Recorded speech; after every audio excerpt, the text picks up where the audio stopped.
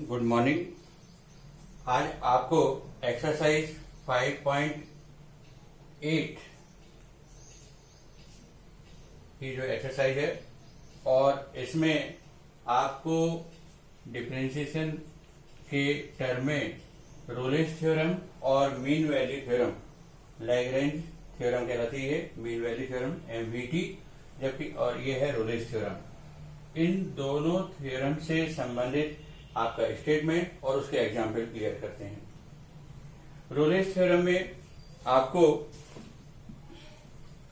ये कर्व से आपको समझ में आ रहा है कि कोई भी कर्व मिलेगा आपको और वो एक्स से संबंधित रहेगा, एफ एक्स से संबंधित, वो उसके जो इंटरवल रहेंगे ए और बी, वो ए और बी तक में यहां पर जो एफ ए आएगा और यहां पर एफ बी, वो दोनों बराबर आएंगे।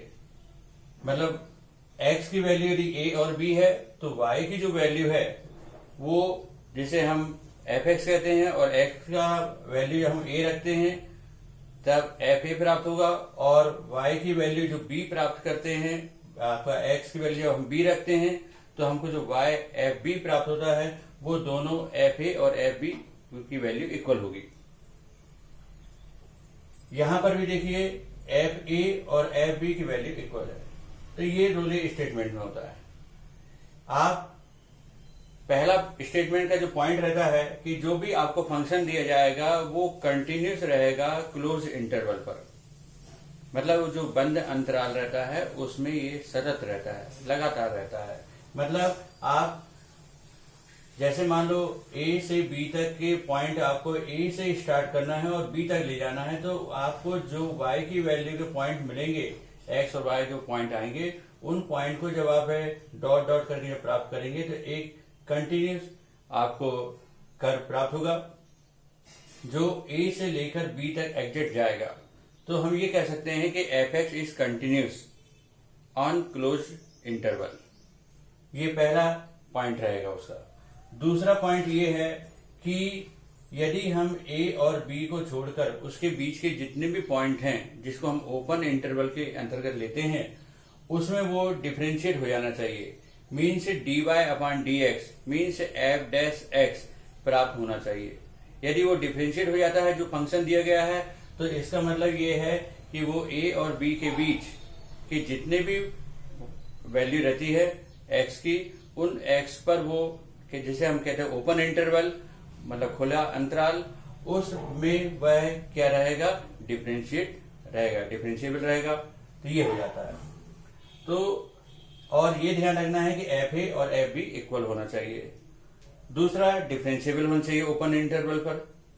तीसरा पॉइंट ये रहता है कि अब एक कंडीशन ऐसी आएगी कि हम इसमें जब हम डिफरेंशिएट करेंगे तो जो हमको D Y upon D X प्राप्त होगा, D Y upon D X means क्या होता है, टेंजेंट, टेन थीटा प्राप्त होता है। D Y, Y means perpendicular, D X means base, perpendicular upon base मतलब टेन थीटा। इसी को हम स्लोप भी कहते हैं, ग्रेडियंट भी कहते हैं।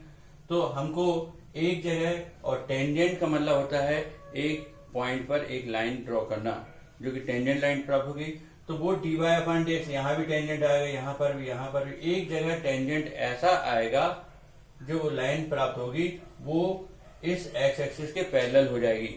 उस कंडीशन में वहां पर जो वैल्यू होगी वो 0 डिग्री बनेगी, अर्थात tan 0 इक्वल 0। तो D Y upon D X equal 0 means F dash X equal 0। पर एक्स वहां पर वेरिएबल नहीं होगा, कोई एक पॉइंट फिक्स होगा जिसे हम सी सपोज कर लेंगे। तो उस कंडीशन में वो पॉइंट ऐसा प्राप्त होगा जो ए और बी के बीच में आना चाहिए। अब देखते हैं हमारे पास जो मीन वैल्यू थ्योरम है, ये मीन वैल्यू थ्योरम में थोड़ा सा चेंजेस हो जाएगा। यहां पर अभी इसके पहले मैं इसका स्टेटमेंट लिख देता हूं जिससे आपको और क्लियर हो जाएगा।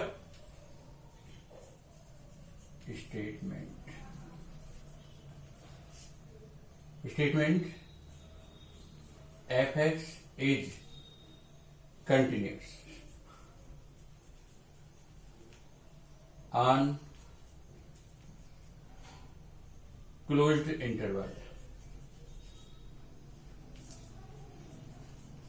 closed इंटरवल, और जो क्लोज इंटरवल क्या रहेगा, ए बी। इस तरह से ये क्लोज इंटरवल हो गया। दूसरा पॉइंट रहेगा F X is differentiable on open interval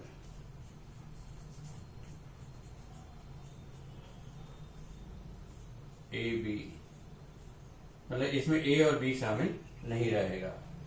A B close interval, मतलब एक्स की वैल्यू ऐसी रहेगी जो ए से स्टार्ट होकर बी तक जाएगी कोई वैल्यू, और ये ओपन इंटरवल। फिर उसके बाद तीसरा पॉइंट रहेगा if F A equal F B, यदि एफ ए और एफ बी की वैल्यू जो आती है ये बराबर हो, then F dash C equal 0 लिया जाएगा, where A less than C less than B, जहां पर सी ए और बी के बीच में होना चाहिए, मतलब ओपन इंटरवल में आना चाहिए। ये हो गया इसका स्टेटमेंट। जबकि आपके पास यहां पर जो मीन वैल्यू थ्योरम रहेगी उसमें ये पहली लाइन ये रहेगी, एफ एक्स इज कंटिन्यूस, ये पूरा स्टेटमेंट ये रहेगा, डिफरेंशियल वाला भी रहेगा। पर थर्ड वाला जो स्टेटमेंट रहेगा, ये पहला स्टेटमेंट और दूसरा स्टेटमेंट सेम है, मीन से F X is continuous on close interval A B, F X is differentiable on open interval A B. अब थर्ड पॉइंट जो रहेगा वो चेंज रहेगा। थर्ड पॉइंट में क्या रहेगा कि if F A not equal F B, यहां पर F A equal F B था, यहां पर एफ ए और एफ बी इक्वल नहीं है, क्योंकि देखिए यहां पर एफ ए की वैल्यू हाइट जो है वाई की वैल्यू कम है और यहां पर ज्यादा है, या यहां अधिक है यहां कम है, मतलब बराबर हाइट नहीं रहेगी।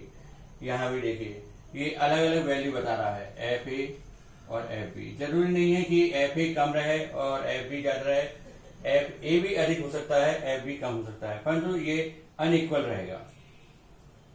देन तब F dash C equal F B minus F A upon B minus A, ये इस तरह से लिख दिया जाएगा, where A less than C less than B. मतलब ये कि यहां पर भी आपको ये समझना है कि सी की वैल्यू इस प्रकार की ली जाएगी कि वो ए और बी के बीच में आना चाहिए, मस्ट बी कम। अब आता है हमारे पास इसके लिए एग्जाम्पल। तो एग्जाम्पल में जैसे एक प्रॉब्लम एक्सरसाइज का ही पहला क्वेश्चन है, और वो आप क्वेश्चन एक्सरसाइज से ही देख सकते हैं, 5.8 में क्लास 12 का है, जिसमें लिखा है verify Rolle's theorem for the function F X equal X square plus 2x minus 8 and x belongs to close interval -4 2। ये क्वेश्चन है। तो आप इस क्वेश्चन को ध्यान से देखिए, क्वेश्चन नंबर 1 है ये जो वेरीफाई है। आप इस क्वेश्चन में पहला पॉइंट तो हम ये लिख देंगे कि F X equal X square plus 2x minus 8, ये जो है ये फंक्शन जो है इस कंटिन्यूस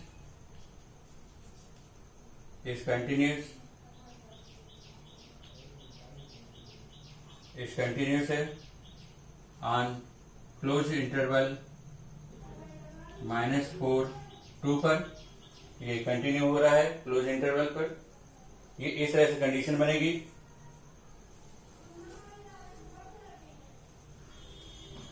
फिर उसके बाद दूसरा हम इसका डिफरेंशिएट करके देखते हैं, एफ डैश एक्स, तो ये हो जाएगा 2x प्लस 2। तो डिफरेंशिएट भी हो रहा है। यहाँ देखिए कि इसका मतलब ये है कि हम यहाँ लिख देंगे कि F X is differentiable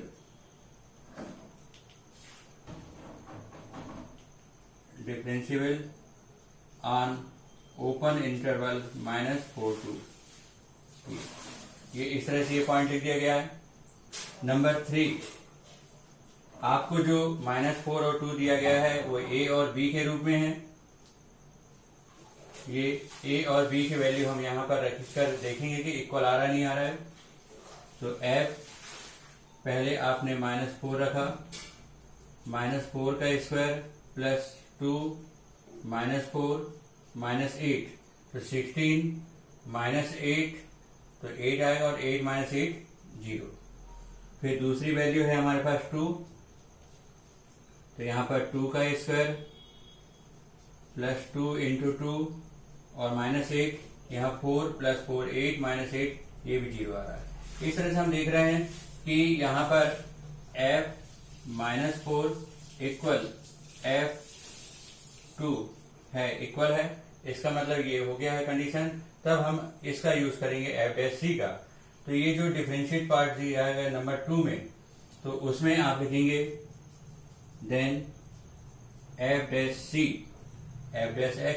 f' और 2c + 2 और इक्वल में क्या लिख दीजिए आप 0। तो 2c इक्वल -2, तो c इक्वल -1। तो देखिए c की वैल्यू जो -1 है वो -4 और 2 के बीच में है, where -4 less than -1 less than 2। इस तरह से ये स्टेटमेंट के हिसाब से ये प्रूव हो जाता है कि -1 -4 और -2 के बीच में है। अब ये वाला क्वेश्चन आपका तैयार हो जाता है। इसके बाद आप ये भी देखिए कि आपका question number mean value theorem जो है वो नंबर 4 पर है। तो नंबर 4 पर देखते हैं क्वेश्चन नंबर 4। क्वेश्चन नंबर 4 में आपको दिया गया verify mean value theorem if f(x) equal x² - 4x - 3 in the interval 1 4 पर है। तो इसका पहला स्टेटमेंट तो यही रहेगा जो आपका f(x) लिखा हुआ है, f(x) is continuous x² - 4x - 3, ये जो है is continuous on close interval 1 4, ये क्लोज इंटरवल पर। नंबर 2, सेकंड नंबर रहेगा आपका, इसका हम डिफरेंशिएट करेंगे f'(x) 2x - 4, 2x - 4 इसका डिफरेंशिएट हो रहा है। तो इसका मतलब ये है कि f(x) इज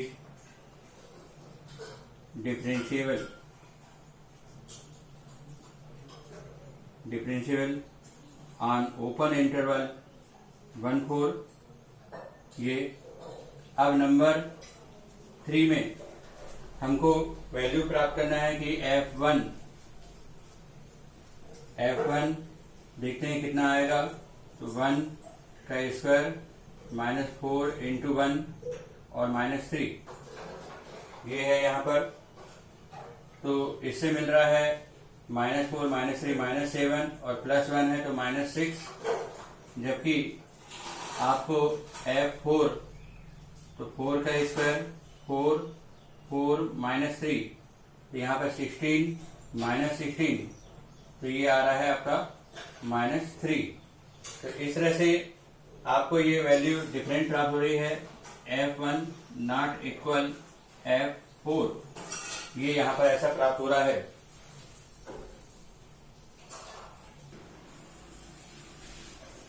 इसके बाद f1 इक्वल नहीं है f4, इसका मतलब ये है कि आपको ये मीन वैल्यू थ्योरम की तरफ जा रहा है।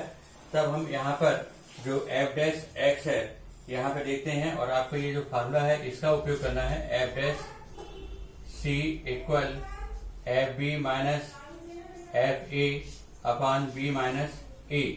ये f'(c) इक्वल ये लिखते हैं, और f'(c) तो f'(x) है 2x - 4, तो यहाँ पर जाएगा 2c - 4, जबकि fb की वैल्यू है हमारे पास b के रूप में 4 है, तो f4 माइनस f1 अपॉन 4 - 1, तो 2c - 4 F4 की वैल्यू आपको प्राप्त हो चुकी है -3 और F1 की वैल्यू प्राप्त हो गई है -6 और अपान में 3, तो 2C -4 और यहां पर -3 और +6 अपान 3, तो यहां पर आ जाएगा आपको 3/3 मीन्स 1, तो 2C इक्वल 1 + 4, तो C इक्वल हो जाएगा 5/2, तो आपको C इक्वल आ गया 2.5। ये आप देख रहे हैं C की वैल्यू जो 2.5 है वो 1 और 4 के बीच में आ रही है, where 1 less than 2.5 less than 4।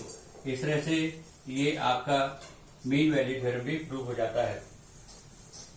ये आपका 5.8 में सबसे लास्ट प्रॉब्लम, सबसे इंपॉर्टेंट थ्योरम है, इनको अच्छे से तैयार कीजिए। Thank you.